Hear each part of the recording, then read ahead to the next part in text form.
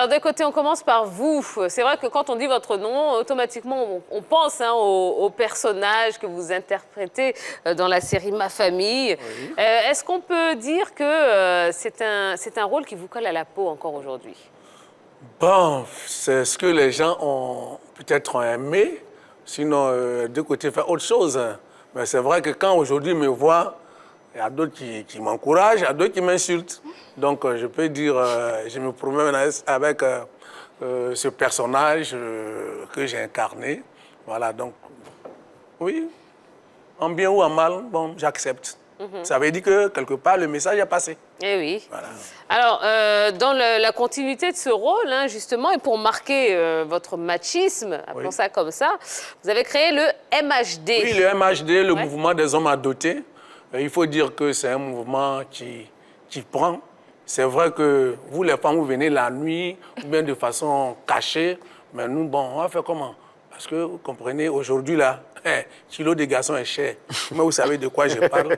Kilo de garçon est cher. Femme qui ne cherche pas garçon, elle cherche mari. Or, nous, c'est nous, on devient mari. Alors, quand tu veux quelque chose, il faut payer. Donc, c'est très, très important. De nos jours, vous savez, accouchement des garçons, si on compte, normalement, on dit pour un homme, en Côte d'Ivoire, il faut 8 femmes. Hein? Or, affaire d'église est venue.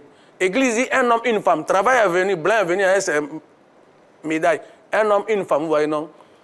Garçon est cher. Eh bien, votre... Oui, elle est d'accord, elle est d'accord. Elle est d'accord. Elle-même, où elle est là? Elle-même, où elle est là? Tu es d'accord? Oui, elle est... Elle ne peut qu'être d'accord. Tu es d'accord pour doter les hommes. Non, la femme... Chers téléspectateurs, ne vous faites pas, hein, la femme, sa nature, là. La femme dit d'abord non avant de dire oui. Tout le monde connaît. Quand tu l'appelles, tu dis maman, elle dit c'est pourquoi. C'est pourquoi. Après, c'est donc on est là, on est là. D'accord. Nancy, vous êtes danseuse à la base. Oui, ça. Comment? La photo derrière. Ah, la photo derrière, ah, vous ouais. la voyez? Non. Ouais, qui passait derrière avec Omega David. Il y avait la photo des côtés là, derrière. Est-ce qu'on peut remettre la photo? Non, c'était une image là. Ah, voilà. Bah, vous voulez nous expliquer? Allez-y, expliquez-nous. Non, ça, c'était dans nos débuts. En ce moment, on prenait bus. Wow. Voilà, ça, c'est... Je crois qu'en 80... En 2000. En 2001 ou 2002, c'était le Doromican de Adama Daiko. Et là, c'était une bande d'amis, Omega David, Dolo Adama, qu'on appelle Daiko, les rigolos d'Abobo. Là, c'était le prêcheur. Vous savez, les témoins de Jéhovah, là. Tout à l'heure, il dit, on peut rire. Ça, c'est l'histoire des témoins de Jéhovah à Bobo, là-bas. On avait fait à midi. Et puis, les gars sont en blanc, ils viennent à nos répétitions. Est-ce que vous connaissez Jésus? Et à partir de cette phrase, est-ce que vous connaissez Jésus? Moi, étant chrétien, donc, on a commencé à... Voilà, et puis c'est parti, on a créé un sketch. Et ça a remporté beaucoup de prix, ce truc-là. Eh ben Fait de Jésus. Eh ben voilà. Pour le costume. Alors Nancy, on se retourne vers vous. Vous êtes danseuse à la base, hein, et puis vous vous retrouvez à écumer les plateaux de tournage aujourd'hui. Comment s'est passée cette transition? Est-ce que c'est venu un petit peu comme ça au hasard, hein, dans votre vie, ou bien c'était peut-être une ambition cachée et que vous êtes en train de concrétiser aujourd'hui? Alors, pas du tout. C'est un hasard. Je n'avais pas prévu rentrer dans le cinéma. Le cinéma est venu à moi. J'étais là dans mon monde en tant que danseuse, à peaufiner ce talent, à travailler, à être une danseuse polyvalente, afin d'envoyer mon drapeau hyper loin. Et le cinéma m'a rencontrée en 2018, là, chez moi, à la maison. Et depuis lors, j'y suis et je ne m'arrête plus. Non, mais quand vous dites chez moi à la maison, on veut comprendre. Je veux dire, parce que nous, on aimerait tous que le cinéma vienne nous trouver chez nous, dans notre canapé ou dans notre lit. Ah ouais? Non, ça vient pas. Ça vient me trouver. Ça vient pas. Non, non, ça on vient va chercher, non?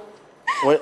Donc, j'ai été contactée un jour comme ça, alors que j'étais censée être danseuse figurante dans une comédie musicale.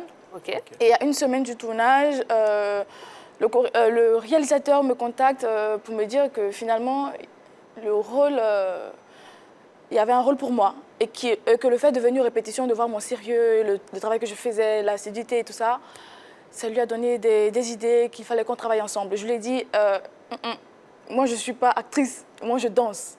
Il m'a dit, non, t'inquiète pas, on va te coacher, ça va le faire. Et ça a continué, ça le fait jusqu'à aujourd'hui et on n'arrête plus. Et je m'y sens hyper bien. Vous avez vu des côtés, hein, c'est facile aujourd'hui. Hein. Nous, à notre époque, hein, il fallait... À notre époque En 1980... Laissez-nous, laissez-nous. En tout cas, Nous, à notre Oui, à époque, notre époque, là. c'était pas comme ça. non, on ne Ah, devient mais pas. non. Non, il faut passer.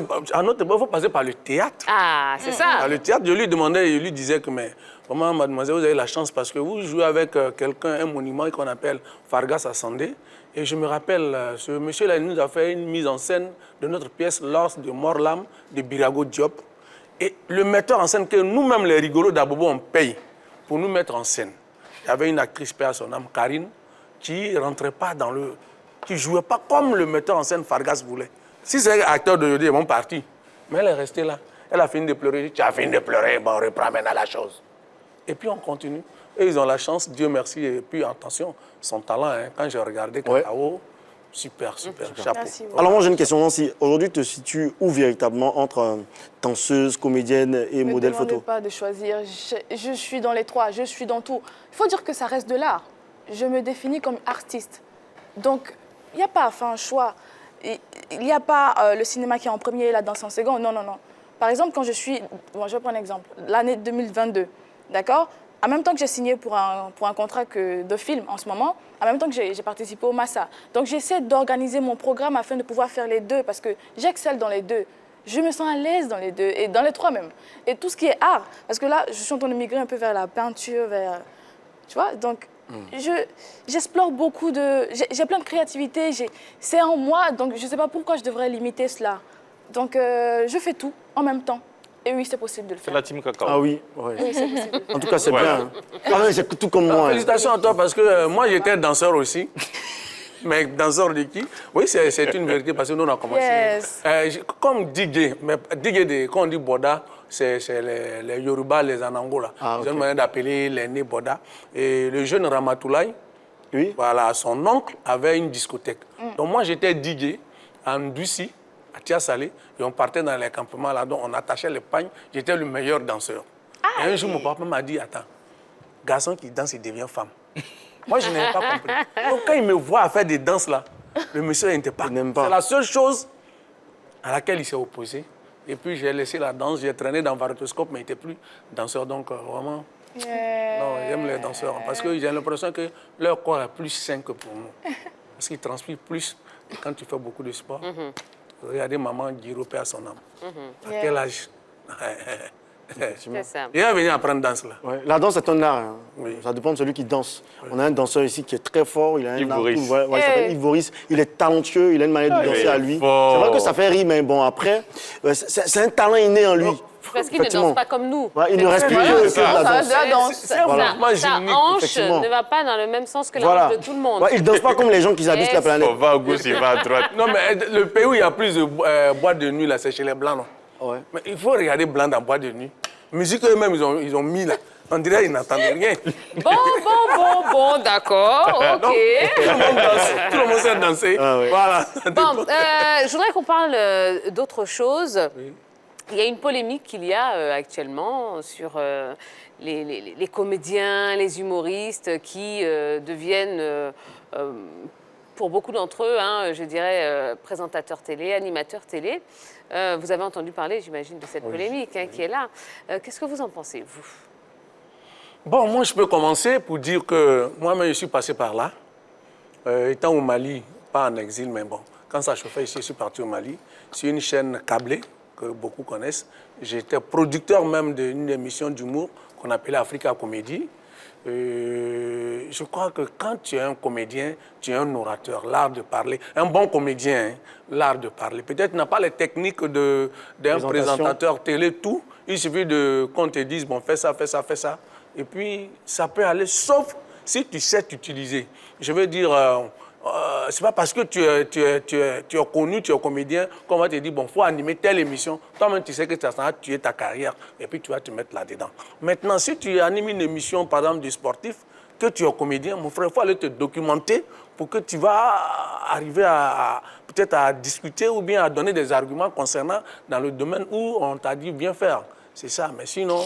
Bon, un comédien ou un humoriste qui vient à la télé, vient faire un truc... Vous n'y voyez pas de... Non, je ne vois pas de problème. d'inconvénient parce que je me dis que c'est l'art de parler qu'il met sur écran, c'est tout.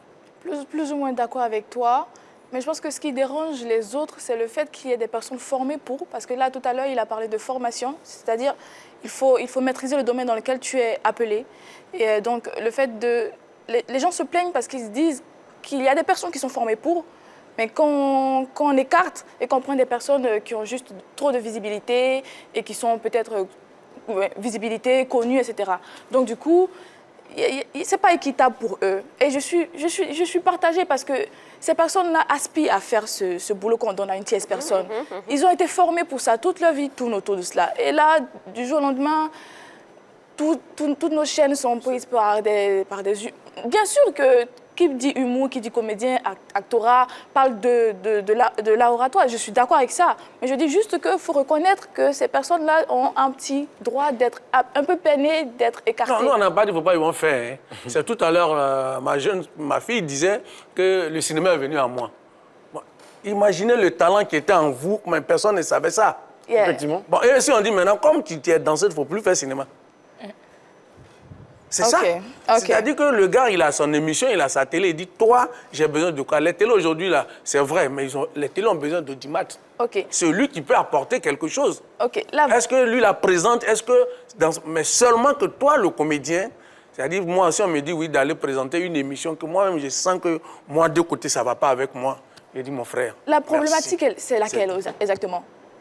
Oui, ils se plaignent que... voilà, donc ça n'a rien à voir avec le comédien qui est peut-être appelé, etc., etc. Moi, je suis d'accord d'une part, mais je dis aussi que les autres qui ne sont pas comédiens, qui ne sont pas acteurs, etc., qui ont fait des études de journalisme et qui se plaignent du fait qu'ils... Non, peut-être qu'ils ne sont pas encore des douaoudés. Ah, ouais. Sinon, parce que vous avez des chaînes câblées ici où quelqu'un qui a joué au football pendant longtemps, après, voilà, il devient maintenant présentateur d'une émission de football. Donc, chacun aussi a sa chance dans la vie, peut-être le talent caché, mais simplement, je reviens là-dessus. Papa, tu es humoriste, tu es comédien, tu es à l'audimat, on dit viens faire une émission. Toi-même, il faut voir si ça ne va pas te desservir. C'est tout. D'accord. Ah, mais moi, j'ai quelque chose à dire. Oui, allez-y. Avant d'être chanteur, humoriste, comédien, tout ça, on fait des études. Souvent, ce n'est pas des personnes qui viennent de nulle part. Oui. L'humour, c'est souvent des passions. Moi, comme ça, j'étais passionné par l'humour avant. Mais après ça, j'ai fait des études. Donc, si je me retrouve dans une entreprise à faire ce que j'ai fait à l'école, ils vont me dire que de l'audimat. C'est bien de le dire. C'est bien de le dire. Il faut signifier que ces personnes qu'on prend aussi ne sont pas des personnes sans diplôme. Voilà, donc, parce qu'ils sont connus. Voilà, d'accord. Effectivement. Mais si la personne répond à la demande, il n'y a pas de souci, non? Il n'y a pas de souci. Oui, d'accord. Moi, je reprends la demande d'être... Je dis juste que je comprends les deux parties. Voilà. Je comprends les deux parties. Les gens, même parce que je suis chanteur. Voilà, je chante, je fais sortir des sons, ça plaît, ça ne plaît pas. Ça prend pas. Ici, même, on m'empêche de passer parce qu'on m'a dit que... Voilà, merci. Ma musique, tout le monde aime ma musique. Au Mali, Ok. ici, en Côte d'Ivoire, on refoule ma musique. Vraiment, Mais il n'y a pas de souci. Non, c'est vrai. Même votre musique. Parce que j'ai mal au cœur. Parce que j'ai envoyé même ma musique en Haïti. J'ai vu ton clip dans ma radio, j'ai vu ton clip. Ah non. Tu as vu ton clip dans C'était où quoi? ça? Dans ma radio. D'accord. Allez, revenons au sport, s'il vous plaît. Bon, vous êtes danseuse, donc on imagine que vous entraînez, vous faites du sport. Est-ce que vous faites un sport peut-être collectif ou autre? Collectif. Par la danse? Pourquoi pas la danse? Non, à part la danse, est-ce que vous pratiquez un autre sport? Par exemple, le ski. Bon, pas en Côte d'Ivoire. Vous avez l'habitude de partir. Pourquoi tu fais ça même? Pourquoi tu fais ça? Vous avez l'habitude de partir. Pourquoi il fait ça? Ok. Henri Jo. Faut arrêter. La gym, un peu de zumba. Je touche à tout. De l'équitation. J'aime transpirer, j'aime bouger, donc je fais du tout. D'accord. Mais pas de ski. Ah ouais, même bon. Et vous, de côté? Ça te dérange pas? Bon, mais avec le temps, vous savez, hein, le corps, à un certain moment, il ne faut pas trop tirer là-dessus. Donc, dans ma cité, je marche. Parce qu'il faut dire aussi, c'est un ennemi de l'homme, c'est après, il a compris. Quand Dieu te bénit, mais souvent aussi dans bénédiction, il faut faire attention. La voiture, ça fatigue. C'est une fois que tu es habitué à voiture, tu commences à perdre certaines choses. Avant, je fatiguais les élèves de l'Actor Studio. Quand ils me voyaient avant, dans les années 2000-2001, ils disent, lui là, c'est un fou, parce que je prenais la 4000, les escaliers en un rien de temps. Mais aujourd'hui, je marche. Je ne veux plus courir. Non, il n'y a plus de compétition. Je marche juste pour que le sang circule. Oui, c'est important. On va parler de vos projets respectifs. On commence avec vous, Nancy. Alors, comme je disais tantôt, en ce moment, je suis en plein tournage. Quand je finis, j'enchaîne un autre. Et c'est le côté cinéma. Et côté danse, j'ai fait un solo l'an passé. qui se prépare pour une hand-griffe, on croise les doigts, tournée. Et donc, j'essaie de bien agencer les choses. Et voilà, je suis reconnaissante au ciel, à la vie et à tout le monde et à toutes ces personnes qui me soutiennent, parents, amis, voilà. Est-ce qu'on gagne bien sa vie dans la danse? Parce que moi, ça va, mais je gagne bien ma vie. Parce qu'il faut réfléchir, il y a une stratégie à faire. Quand j'ai commencé à danser, je ne voulais pas me limiter à faire que des clips. Je me suis dit, ce que je gagne pour les clips, est-ce que ça va pouvoir me permettre de vivre comme je le veux? Et quand j'ai compris ça, je me suis dit, OK, il faut réfléchir à quelque chose. Déjà, les parents ne sont pas très pour parce qu'ils ne veulent pas que tu termines, tu vois. Oui. Donc, du coup, j'ai essayé de pousser plus loin. C'est pour ça que je disais tantôt que j'ai travaillé à être polyvalente, afin de pouvoir faire la danse contemporaine, la danse urbaine, la danse de salon. Comme ça, il n'y a rien que... Il n'y a aucun gombo entre griffes, contrat que tu ne peux manquer. Tu vois? Donc, j'ai essayé d'explorer tout ça en rentrant dans la compagnie de Georges Bomboy, que je salue au passage, qui est mon mentor. Salut aussi. Et avec tout ce que j'ai pu avoir, j'ai essayé d'utiliser ma danse dans la publicité. Et voilà. Voilà. Donc, ça peut nourrir son homme s'il y a toute une stratégie derrière, s'il y a de l'intelligence et s'il y a... Voilà, si tout est structuré. D'accord. Oh, et vous, de côté, les projets? Actuellement, je suis en tournage de mon sitcom que j'appelle Garba Choco. Voilà, tout le monde connaît Garba Choco. Voilà. Donc, je suis là-dessus. Je prépare un festival. Parce qu'à un moment aussi, il faut... Ce qu'on t'a donné, il faut redonner aussi. Voilà, donc... et puis, de côté là, on ne sait jamais. Il est trop fort, même dans le film de figurant, il est fort dedans.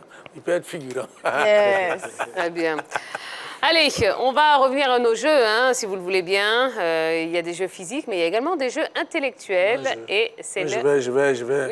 Je vais dire à mon basseur, là, Makamani, pardon, il faut tourner le truc à le groupe. C'est quoi ça là? C'est quoi ça? Non, ça va aller, ça va aller. Donc, une épreuve intellectuelle, oui, une épreuve de culture générale. C'est l'heure du plus calé.